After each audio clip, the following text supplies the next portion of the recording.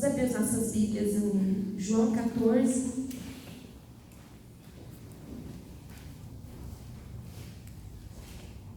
Versículo 26.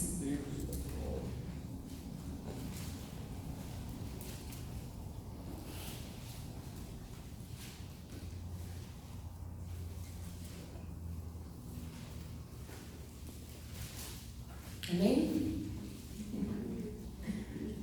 Então diz assim: mas o Consolador, o Espírito Santo, a quem o Pai enviará em meu nome, esse vos ensinará todas as coisas e vos fará lembrar de tudo que vos tenho dito.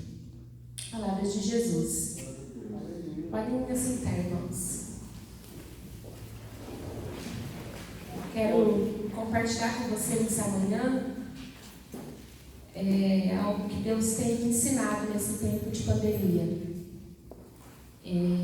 Não é nada assim de ensinamento profundo, é realmente um compartilhar. E eu quero começar esse compartilhamento contando o que aconteceu com uma empresa lá da Itália. O surgimento de uma moto que é símbolo da Itália.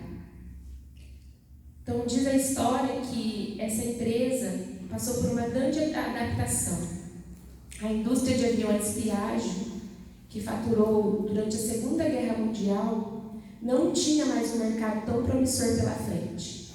Com o país em ruínas, Enrico Piaggio buscou criar um novo meio de transporte que pudesse suprir a necessidade de locomoção básica daquela população.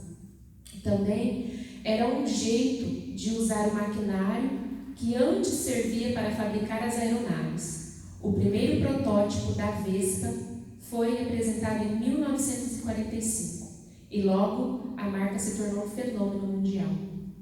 Nós estamos vivendo um momento histórico em que o mundo inteiro tem se preocupado com pelo menos um assunto em comum, que é a pandemia. Estão caminhando aí a ciência, estão estudando para que se encontre, alguma vacina que resolva o nosso problema mundial. Estão estudando afinco, mas ainda não encontraram. Nesse intervalo, muitas pessoas estão desesperadas, muitas pessoas estão descompensadas. E eu confesso aos irmãos que eu fiquei descompensada. Eu fiquei com bastante medo, eu passei por alguns episódios de pânico, sentia bastante aceleração. E eu me lembro que um dia desses, que eu estava com aceleração em casa, o Henrique falou para mim assim: amor, o que está acontecendo? Eu falei: estou preocupada, me deixa. Ele falou assim: amor, fica tranquila, nesse tempo vai surgir um business, deu risada e saiu.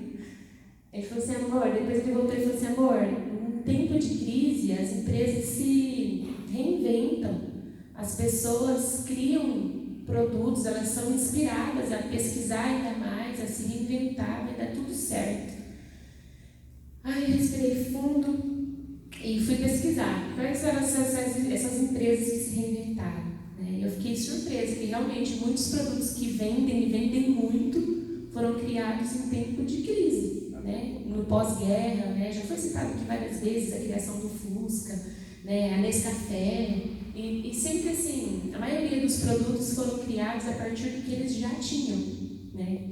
E então eu comecei a me acalmar, a confiar em Deus que dá sabedoria, a inspiração, que abre as portas, o Deus que fez com que a viúva, no tempo da dinastia de Omri, uma mulher que só tinha os seus filhos e um pouco de azeite, em meio ao desespero, ao caos, Deus fez aquela mulher se tornar empresária, supriu as necessidades dela. Então comecei a buscar em Deus, Olhei para mim, segui o exemplo, o conselho de Jesus: examine o homem a si mesmo. Então eu fui para os pés do Senhor e falei para Deus, por que eu me paraliso desse jeito? Por que eu sinto tanto medo, Pai? Porque eu sei que o Senhor é soberano, o Senhor está no controle de todas as coisas, o Senhor é provedor, mas por que eu sinto tanto medo? E naquele momento Deus me trouxe à memória outros episódios da minha vida, em que eu reagi com medo e que eu superei em Deus. Então eu entendi que eu precisava de saúde emocional para não sofrer tanto com medo. Porque a maioria das coisas que nós pensamos que vai acontecer conosco, elas não acontecem. Né? E então eu me lembro de um dia que o pastor Davi me ligou e falou assim, minha filha, como é que você está? Eu falei, pastor, eu estou bem, graças a Deus. Eu estou bem, estou exercitando a minha fé, não estou com medo de morrer de fome, mas porque o Senhor já tinha ministrado ao meu coração que eu não precisava ter medo, que eu precisava de saúde emocional para lidar com a situação. E é sobre isso que eu quero falar com vocês nesta manhã. Sobre como Deus quer nos dar saúde emocional para nos ensinar a reagir no tempo de crise. Deus me levou a meditar no texto de Timóteo, 1 Timóteo 4, a partir do versículo 6 até o 16. Se vocês quiserem abrir. É uma carta de Paulo a Timóteo, diz assim: expondo estas coisas aos irmãos, será bom ministro de Cristo Jesus, alimentado com a palavra da fé e da boa doutrina que tem seguido. Mas rejeita as fábulas profanas e de velhas caducas, exercita-te pessoalmente na piedade, pois o exercício físico para pouco é proveitoso, mas a piedade para tudo é proveitosa, porque tem a promessa da vida que agora é e da que há de ser. Fiel é esta palavra e digna de inteira aceitação. Ora, é para esse fim que labutamos, nos esforçamos sobremodo, porquanto temos posto a nossa esperança no Deus vivo, Salvador de todos os homens, especialmente dos fiéis. Honra, ordena e ensina estas coisas. Ninguém despreza a tua mocidade. Pelo contrário, torna-te padrão dos fiéis na palavra, no procedimento, no amor, na fé, na pureza. Até a minha chegada, aplica-te à leitura, à exortação, ao ensino. Não faças negligente para com o dom que há em ti, o qual foi concedido mediante profecia, com a imposição de mãos do presbitério. Medita nestas coisas e nelas seja diligente, para que o teu progresso a todos seja manifesto. Tem cuidado de ti mesmo e da doutrina. Continua nestes deveres, porque fazendo assim, salvarás tanto a ti mesmo, como aos teus ouvintes. Embora essa carta seja uma carta pastoral de Paulo a Timóteo, porque Timóteo era como se fosse o pastor auxiliar de Paulo, eu entendo que nessa geração nós somos influenciadores daqueles que estão ao nosso redor. Né? Nós devemos deixar aquele pensamento de Caim, né, que respondeu a Deus: acaso sou eu o guardador do meu irmão? Né, quando Deus perguntou: cadê Abel? Nós somos sim, pelo menos dos da nossa casa nós somos guardadores. E nós temos que ter saúde emocional, pautados na palavra, para inspirar pessoas. Né? Então eu entendo que nós podemos aplicar esses ensinamentos de Paulo, mesmo não sendo pastores, né? Porque nós temos uma missão a cumprir. Aprendemos aqui com os conselhos de Paulo pelo menos 3 coisas que nos dará saúde emocional para reagir em tempos de crise. Primeiro, Paulo aconselha: exercita-te pessoalmente na piedade.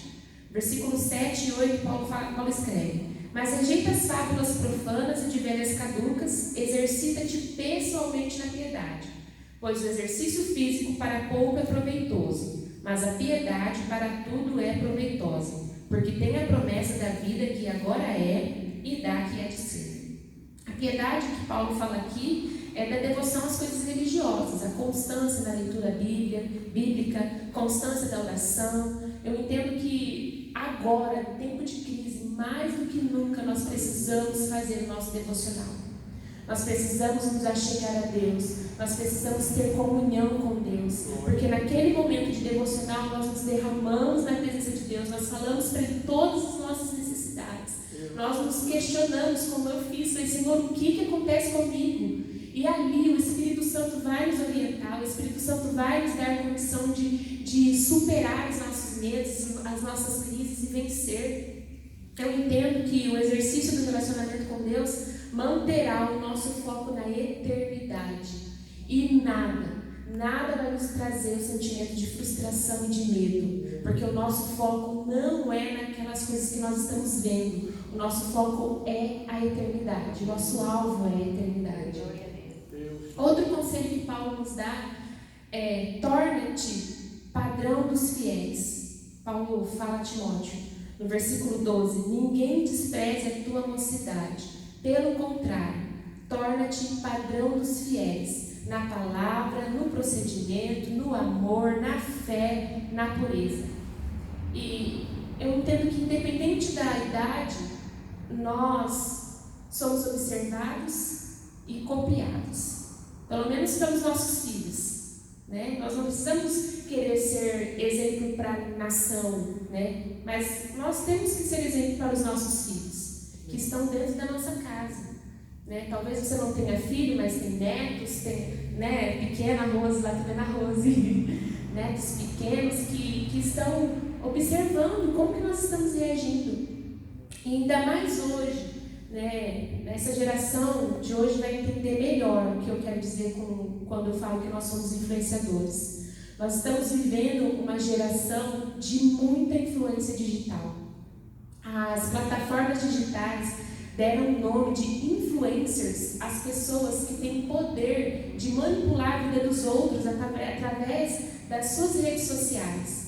Tem perfis que tem 50 milhões de pessoas que seguem aquela pessoa.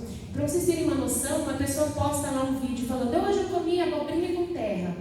Dali 10 segundos tem 20 mil pessoas fazendo a mesma coisa. Nós cristãos, hoje, no tempo de hoje, nós temos o comprometimento, o dever de sermos um padrão para essa geração. Aleluia. Nós temos o dever de olhar para as nossas redes sociais com um cuidado religioso, com um comprometimento religioso, de ensinar a palavra de Deus, de transmitir uma mensagem relacionada à palavra de Deus. Irmãos, nessa quarentena, os adolescentes todos cortaram as franjas, pintaram os cabelos. Falei, gente, não tem nada de bom que esses adolescentes possam aprender na quarentena. Não tem ninguém para instruir eles, sabe? Eu fico pensando. Então nós temos sim o compromisso, né, que Paulo dizia que Timóteo tinha, de tornarmos padrão dos fiéis, independente da nossa idade.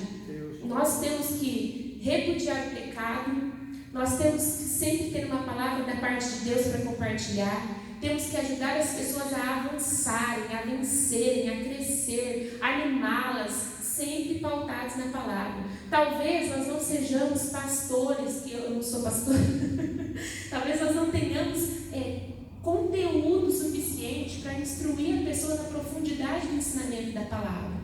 Mas nós podemos ser um padrão de mãe, um padrão de esposa, um padrão de profissional, um padrão de amigo, um padrão de vizinho. Nós podemos ser, irmãos. Nós podemos ser, buscar isso na palavra de Deus. Por isso é tão importante nós fazermos o nosso devocional. E Paulo ainda diz a Timóteo um outro conselho: Timóteo, cuida de ti mesmo. No versículo 16, Paulo fala: tem cuidado de ti mesmo e da doutrina. Continua nestes deveres, porque fazendo assim salvarás tanto a ti mesmo como aos teus ouvintes. Eu entendo que cuidar de ti mesmo, aqui Paulo está falando: Timóteo, tenha bom testemunho, dê bom testemunho. Quantas pessoas a gente vê falar que caiu na fé por falta de observar alguém que tivesse um bom testemunho? Nesse tempo, nós vamos conseguir influenciar pessoas, ser um padrão para essa geração, se nós dermos bom testemunho. Amém? Devemos nos preocupar, sim, em guardar a nossa fé. E não só guardar a nossa fé, em aplicá-la. Aplicá-la todos os dias. E então Deus nos ajudará através do seu Espírito Santo, que nos ensinará a fazer todas as coisas. E Deus nos revelará coisas muito excelentes. Em Deus nós faremos proezas nesse tempo de pandemia. Quero compartilhar com vocês um texto que fala sobre a viúva que eu citei lá no início. É o texto de 2 Reis, capítulo 4, do versículo 1 ao 7. Diz assim: certa mulher das mulheres dos discípulos dos profetas clamou a Eliseu dizendo: meu marido, teu servo, morreu, e tu sabes que ele temia ao Senhor. É chegado o credor para levar os meus filhos para me serem escravos. E Eliseu lhe perguntou: que te hei de fazer? Dize-me o que tens em casa.